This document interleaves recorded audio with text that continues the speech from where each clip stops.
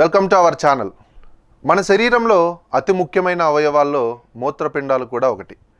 శరీరంలో ఇవి ప్రధానంగా రక్తంను శుద్ధి చేయడం, హార్మోన్ల ఉత్పత్తి, శరీరంలో ఖనిజాల సమతుల్యతను మరియు దాని అసమానతలను నియంత్రించడంలో ముఖ్య పాత్ర పోషిస్తుంటాయి. అనారోగ్యం లేదా అసమాన మూత్రపిండాలు శరీరంలో అనేక రకాలైనటువంటి రోగాలకు కారణమవుతాయి.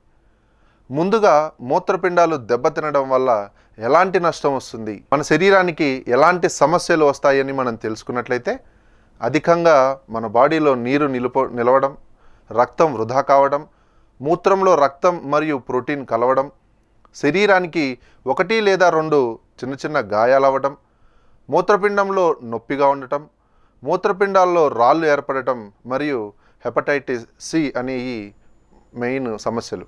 మీరు జీవితంలో ఏ వయసులో అయినా సరే పైన చెప్పినటువంటి లక్షణాలను ఎదుర్కొంటే దాన్ని లైట్ తీసుకోకండి. ఖచ్చితంగా మీ ఆరోగ్యంపై దృష్టి పెట్టడం చాలా ముఖ్యం.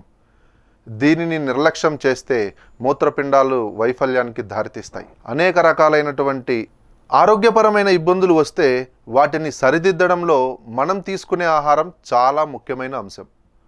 మూత్రపిండాల నష్టానికి ఇది బాగా వర్తిస్తుంది. మూత్రపిండాలు చెడిపోయినప్పుడు ఎలాంటి ఆహార పదార్థాలు పోరాడతాయి అని తెలుసుకోవడం చాలా ముఖ్యం. కాబట్టి మీకు కిడ్నీకి సంబంధించినటువంటి వ్యాధులు ఉంటే ఖచ్చితంగా కొన్ని ఆహార పదార్థాలకు మనం దూరంగా ఉండాలి. అవేంటో ఇప్పుడు మనం తెలుసుకుందాం.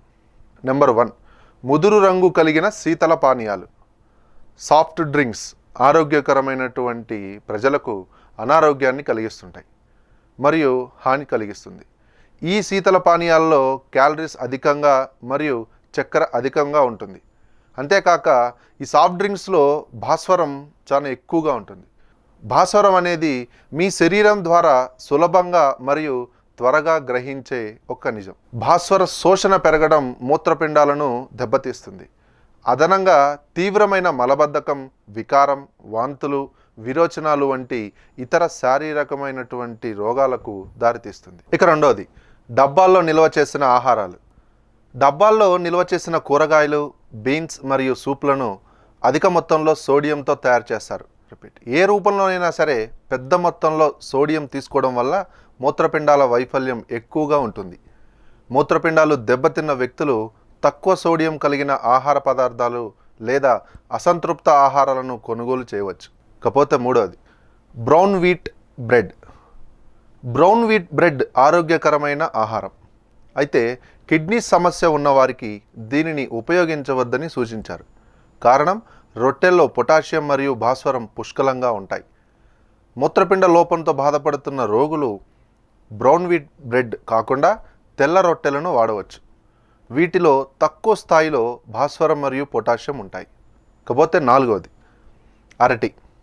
అరటిలో పొటాషియం చాలా ఎక్కువ. అరటిలో మితమైన మొత్తంలో 420 మిల్లీగ్రాముల పొటాషియం ఉంటుంది. మూత్రపిండాల సమస్యతో బాధపడేవారు ప్రతిరోజు అరటి పండ్లు తినడం వల్ల అది ఎక్కువ అయిపోతుంది అని విశ్లేషణలు చెప్తున్నాయి. కాకపోతే ఐదవది, ఆరెంజ్ పండ్లు లేదా దాని రసాలు. ఆరెంజ్ ఫ్రూట్స్ సి విటమిన్స్ పుష్కలంగా ఉంటుంది.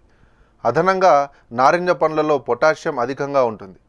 ఒక పెద్ద నారింజ పండులో 330 మిల్లీగ్రాముల పొటాషియం ఉంటుంది. ఒక గ్లాస్ నారింజ రసంలో 470 మిల్లీగ్రాముల పొటాషియం ఉంటుంది.